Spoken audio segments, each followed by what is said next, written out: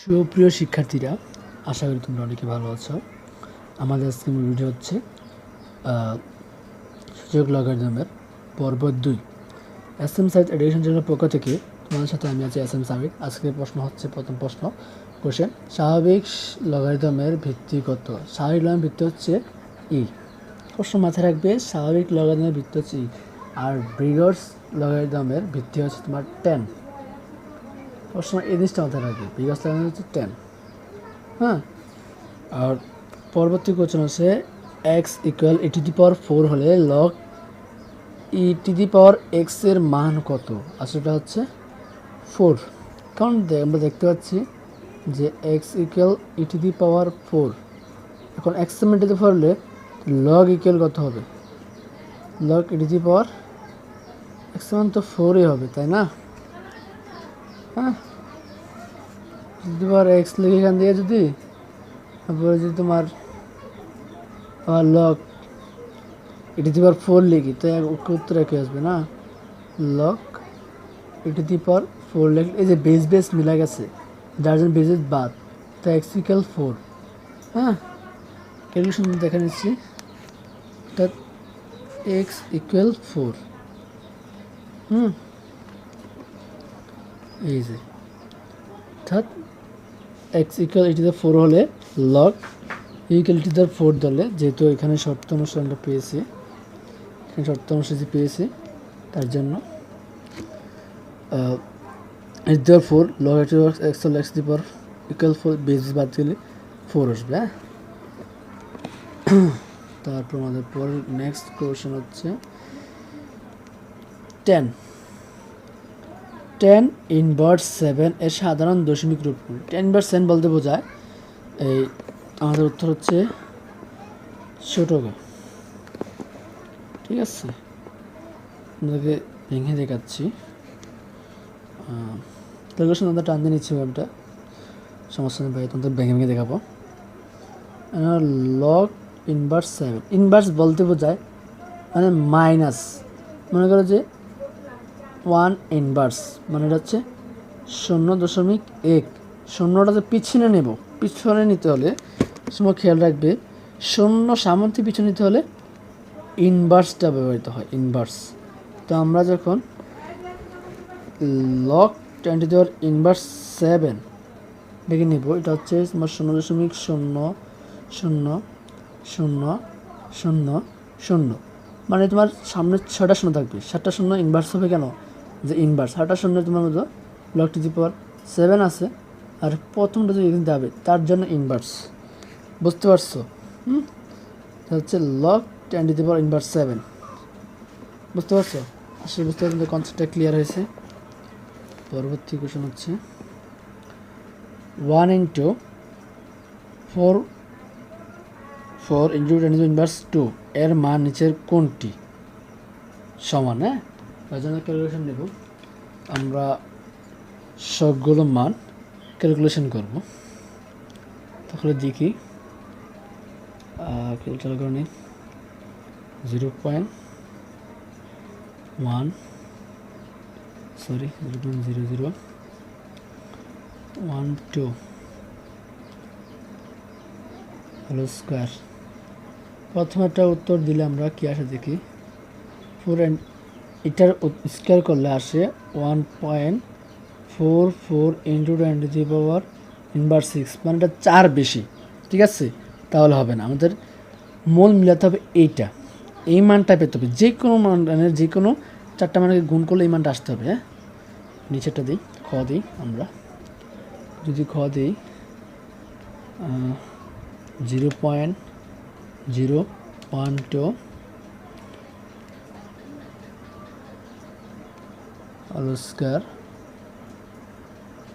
এটা আমাদের আসতেছে 1 ক্ষয়ের উত্তর আসতে আমাদের 1 বড় করলে 44 ইন্টু 10 ইনভার্স 4, তাহলে আমাদের আরও 2 বেশি। দেখি ছোটো কোটা যদি আমরা বড় করি, ছোটো কোটা কী আসে, মানে আমাদের মূলত হচ্ছে এইগুলো হবে না, কারণ এইটার সাথে মিলতেছে না। ঠিক আছে, দুটো অপশন বাদ।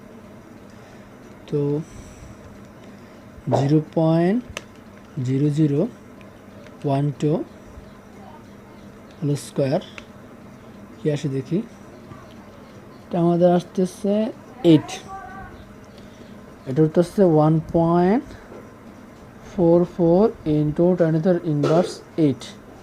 এটার উত্তর আমাদের হচ্ছে না, কারণ এটার সাথে মিলতে হবে। আমরা যদি এই বড় ঘটা ধরি, উত্তর বড় ঘটার কনসেপ্ট ক্লিয়ার করি, বড় ঘটা ধরি, তাহলে দেখি পাবো উত্তর অবশ্যই এটাই হবে, কারণ যেটা পাই নাই। তারপরে দেখাচ্ছি 1.2 ইন্টু 10 ইনভার্স 1 হোল স্কোয়ার, আচ্ছা হচ্ছে 0.00। তো উত্তর হচ্ছে এরকম যে 0.0144। আমরা যদি একে বৈজ্ঞানিক সংখ্যা প্রকাশ করি তাহলে কি হবে এটা দেখি।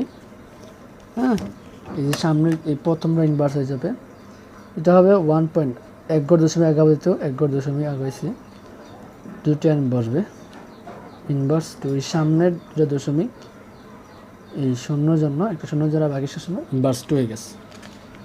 আশা করি বুঝতে পারছি কনসেপ্টটা। উত্তর হচ্ছে আমাদের বর্গ। এখন লাস্ট কোশ্চেন যেটা আমাদের 5তম মূল কত। সেটা মূল হচ্ছে, মনে করেন যে আমরা যদি বলি 2 মূল কত, 2 দ্বিতীয় মূল কত, মূল মান হচ্ছে 1/2, মানে রুটের মান পাই দাস। তো আমরা 5 যেহেতু রুটের বলছে মানে মূল, মানে যেতের মূল যেতের মূল কততম এততম মূল করলে যদি দ্বিতীয় মূল কয় তাহলে হচ্ছে 1/2 এটা।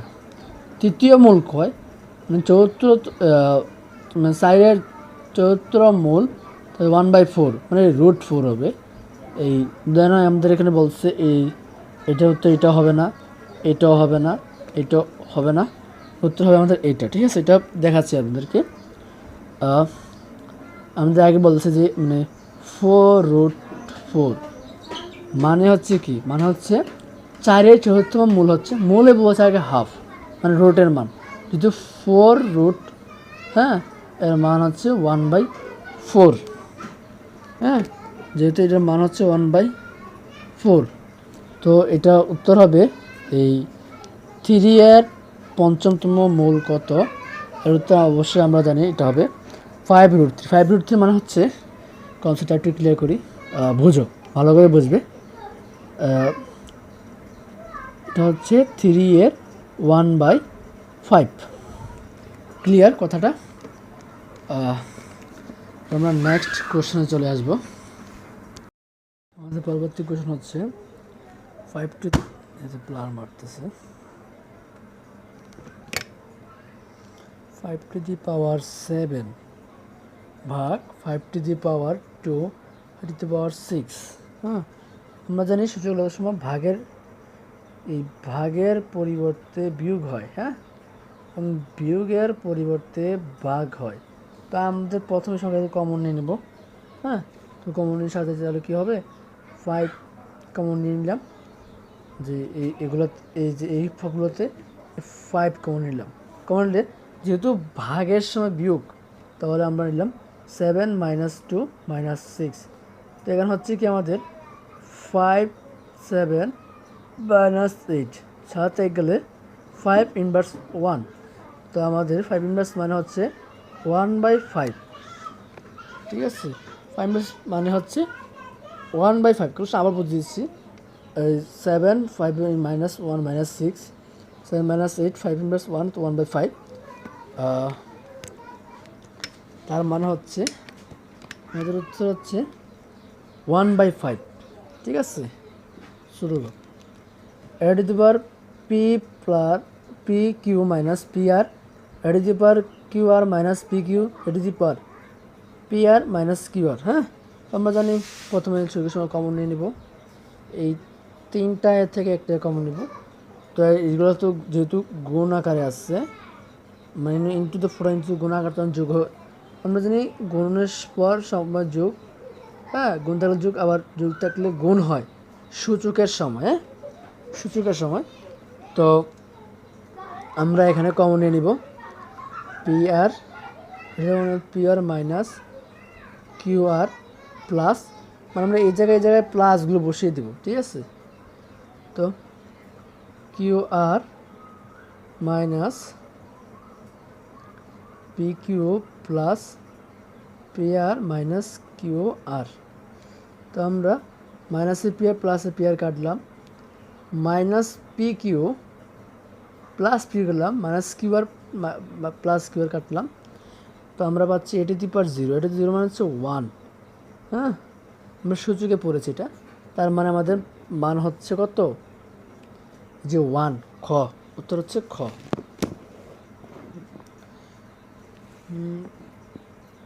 এবার নেক্সট কোশ্চেন হচ্ছে -5 এ টু দি পাওয়ার, মানে -5 টু দি পাওয়ার 0, এর মানে হচ্ছে, যেহেতু আমরা এর পূর্বের অঙ্কে এ টু দি পাওয়ার 0 মানে 1 পেয়েছি, পুরো আমরা এ টু দি পাওয়ার 0 মানে 1 পেয়েছি, তো আমরা -5 টু দি পাওয়ার 0 মানে উত্তর হচ্ছে আমাদের 1।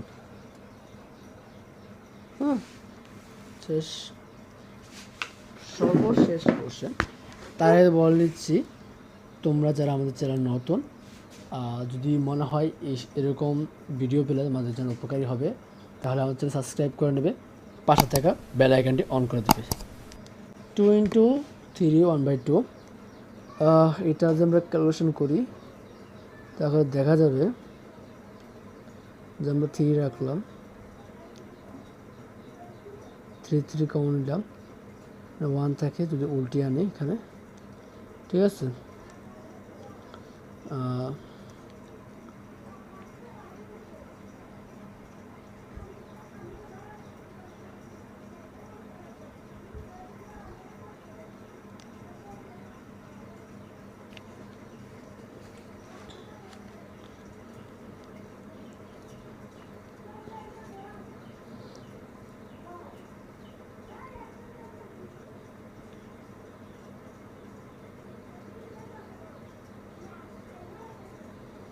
এখানে 0 × 2/,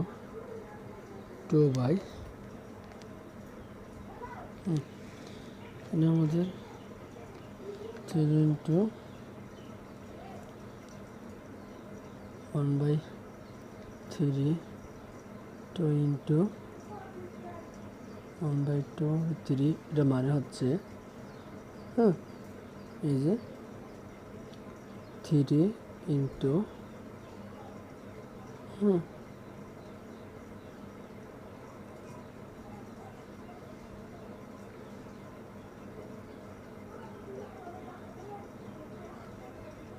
আর এটার মানে হচ্ছে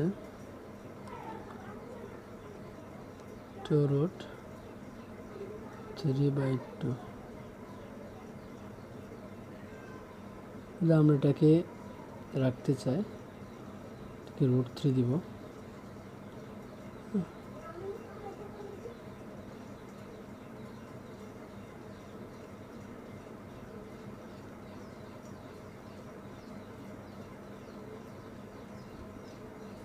$√3 আমরা জানি, মানে $√3 মানে একটা 3, দুটা রুট মিলে একটা পূর্ণ সংখ্যা হয়, মানে একটা 3। তো আমি নিচে 2√2 হ্যাঁ ইন্টু হচ্ছে 2√2, হ্যাঁ, না 2√3। তো এখানে আমাদের, হ্যাঁ, এখান থেকে এখানে যদি কাটা যায়, এটা কাটি, এটাতে এটা কাটি, তাহলে আমার উত্তর হচ্ছে √3/√4 3, 3/√4/3, তখন উত্তর হচ্ছে এটা। তো উত্তর হচ্ছে খ। পেয়ে গেছি যে এই অঙ্কটার উত্তর হচ্ছে ক। আমি আবারও বলতেছি, আমাদের চ্যানেলে তোমরা যারা নতুন, অবশ্যই আমার চ্যানেল সাবস্ক্রাইব করবে এবং পাশে থাকা বেল আইকনটি অন করে দিবে। ধন্যবাদ আমাদের পাশে থাকুন তোমার জন্য।